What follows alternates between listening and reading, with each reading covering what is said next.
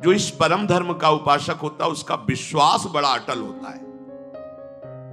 विश्वास को गोस्वामी जी बरगद वृक्ष की तुलना में कह रहे, बट विश्वास अचल निज धर्मा। विश्वास कैसा होना चाहिए? बोले बरगद वृक्ष जैसा। बरगद का जो वृक्ष होता है, बट वृक्ष, उसमें जगह जगह जड़ें निकल पड़ती हैं। अगर जड़ उखड़ जाए तो सैकड़ों जड़ें डालों में, वृक्ष नष्ट होने वाला नहीं। इतना मजबूत अपने आराध्य देव गुरुदेव पर विश्वास हो कि कोई रात दिन हमारी बुद्धि को विपरीत भरे तो भी हमारे विश्वास में कमी ना आवे। भगवद आश्रित का चमत्कार विश्वास होता है। हमें विश्वास है, बस ये बात तुम्हारी कोई छीनने न पावे तुम्हारे हृदय से। भेजे जाएंगे माया के पार्षद तुम्हारे विश्वास को नष्ट करने के लिए, और जब माया के पार्षद आते हैं तो तुम्हारे सामने दृश्य भी वही रख देते हैं। किसी भी दृश्य को पॉजिटिव और निगेटिव समझाने में 1 मिनट केवल लगता है। उसी को पॉजिटिव रख सकते हो, उसी को निगेटिव कर सकते हो। यह बुद्धि की कला होती है। तो माया जब किसी को भेजती है तो तुम्हारी सकारात्मक सोच और सकारात्मक दृश्य को नकारात्मक सोच और नकारात्मक दृश्य से पुष्ट कर देगी। आपको लगेगा हाँ बात तो सही है, अच्छा ऐसा, हम तो इसको ऐसा समझ रहे थे। नहीं नहीं, तुम गलत समझ रहे थे। और नकारात्मक सोच देने वालों का प्रभाव बहुत जोर का पड़ता है, क्योंकि पीछे हमारा नकारात्मक सोच से ही संबंध रहा है।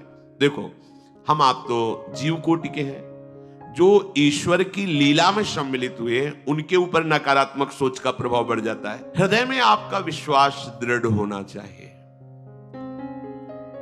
हमें प्रभु ने स्वीकार कर लिया है, हम प्रभु के हैं, हमारा निश्चित इसी जन्म में कल्याण हो जाएगा।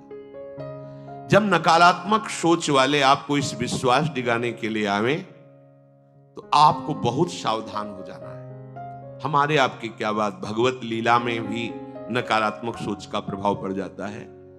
माता कैकेयी जी से जब मंथरा जी कहती है, तुम्हें पता है कल प्रातः राम को राज्याभिषेक होने वाला है चक्रवर्ती सम्राट पद पर, तो हाँ बोल तुझे क्या चाहिए, मेरे लाडले राम राजा बनेंगे, आज तू प्राण मांगे तो भी दे दे। आप समझ गए, मैं आपके साथ आई हूं मायके से, आपकी प्रियदासी हूं, और सब जगह मैं जाती हूं सुनती हूं।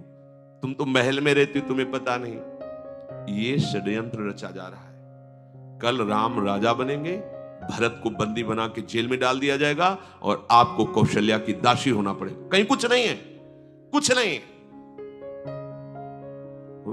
दुष्टा कहीं की, तेरी जबान काट लूंगी दोबारा अगर ऐसा बोली। जैसे दोनों नेत्र अपने को प्यारे होते हैं, ऐसे राम और भरत मेरे नेत्रों के समान। तू कैसी भेद बुद्धि, दोबारा बोली तो जबान काट लेंगी तेरी। थोड़ी देर बाद फिर बोली, को नृप होए हमें का हानि, चेरी छोड़ी न हो बुरानी। कोई राजा बने हमें क्या होगा, हम तो दासी रहेंगी। पर लोगों को क्या है, उनके सुख की बात बताओ तो बुरा लगता है, और रोने लगे। अच्छा बैठ, पास बैठ, निजी दासी है, क्या तू कहना चाहती? मैं सही कह रही, तुम्हारा बड़ा अमंगल है, तुम्हारा बड़ा अहित है राम का राज्याभिषेक होने पर। सही बात, महल की बात बता रही हूं, कौशल्या की दासी बनना पड़ेगा तुम्हें। तो फिर क्या कर सकती हो? तुम्हारे पास वरदान है ना, महाराज ने कहा था। हाँ है तो मांग लो ना, ये